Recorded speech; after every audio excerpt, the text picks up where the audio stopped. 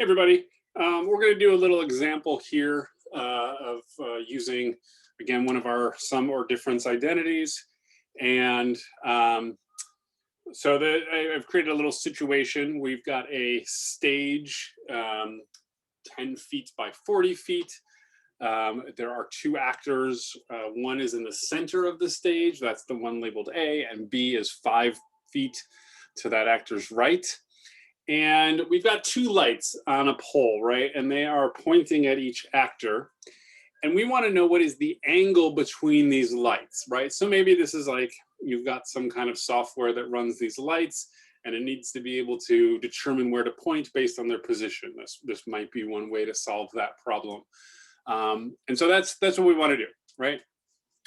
So the first job in a problem like this, right? I'm not even going to begin to think about trigonometry and how we're going to solve this. I just want to kind of get all the information organized well. And the first bit of information I want to do is get some of these distances in. We're told that A is in the center. I want to translate that into some numbers. That means they're halfway right across the stage left to right, which means this distance should be 20. And this distance here is half that 10 feet, so that would be 5 feet.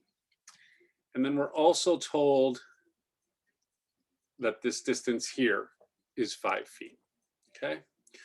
Let's also put in some of our angles. So I'm gonna label them the following way. This isn't the only way you could do it, but the angle from the side of the stage to the ray of light pointing at B, let's call that theta 1.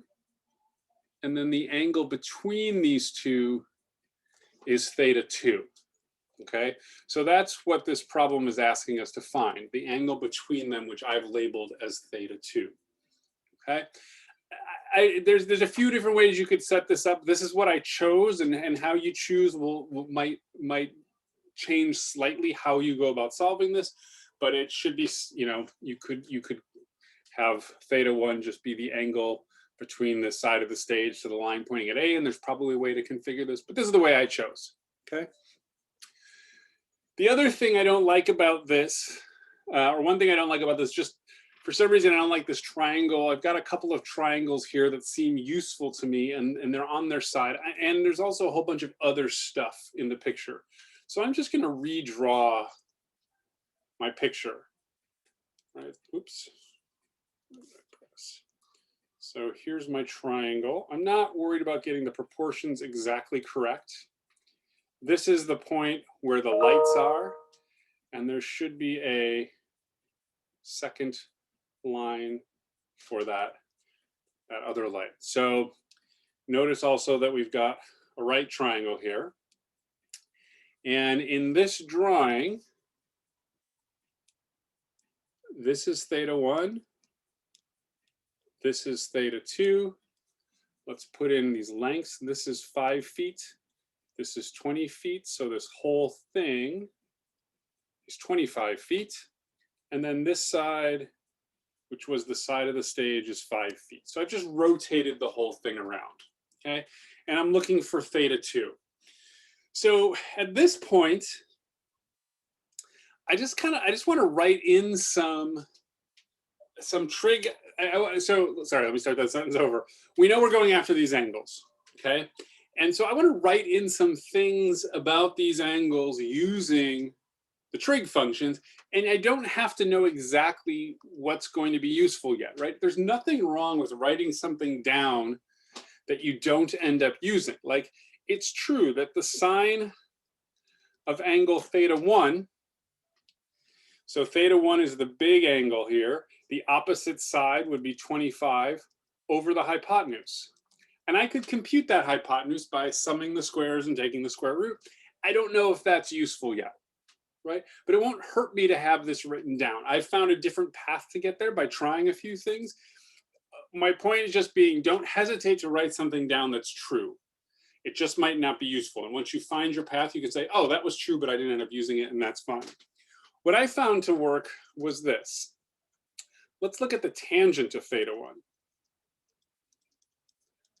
Tangent is the opposite over the adjacent. In this case, so again, theta 1, remember, is this big angle. Its opposite side is the full, what I've now drawn vertical side, which is 25 feet over 5 feet, which gives us a tangent of 5. There's another right triangle, the one with this angle.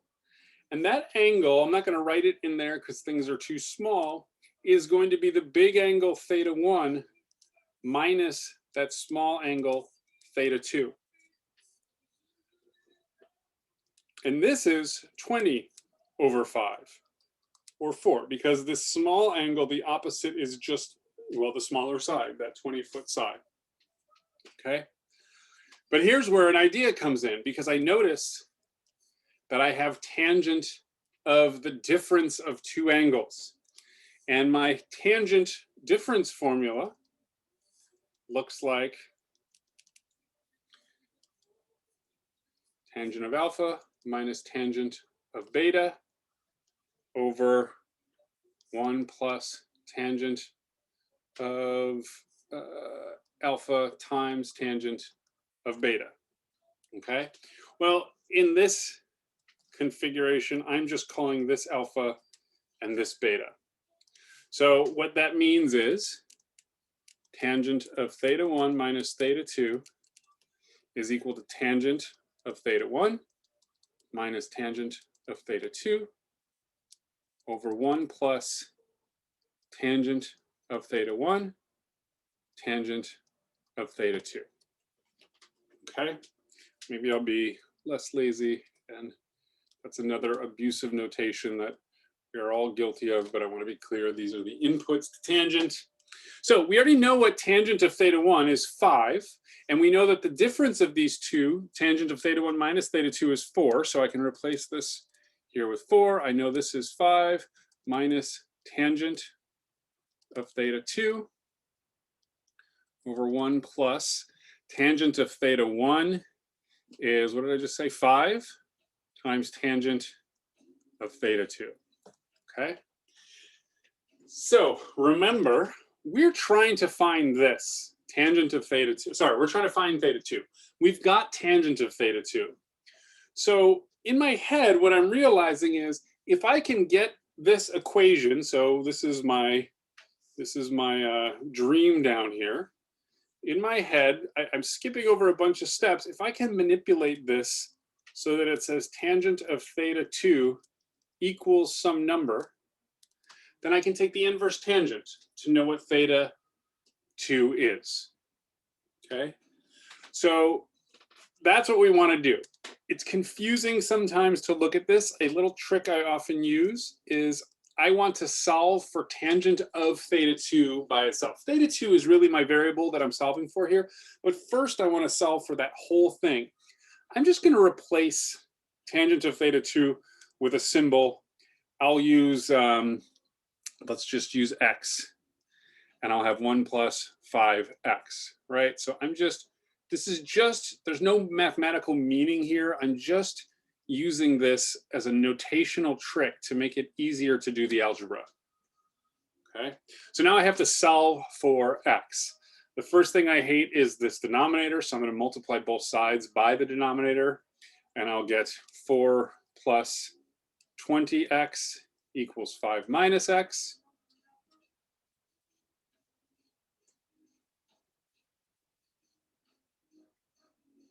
Oh, I just noticed that I have something wrong in my notes, but that's fine. I wrote a 4 where there should have been a 5, so we will, I won't make that mistake here. So now I can add x to both sides. I get 21x, I can subtract that 4, I get equals 1, and now x equals 1 over 21.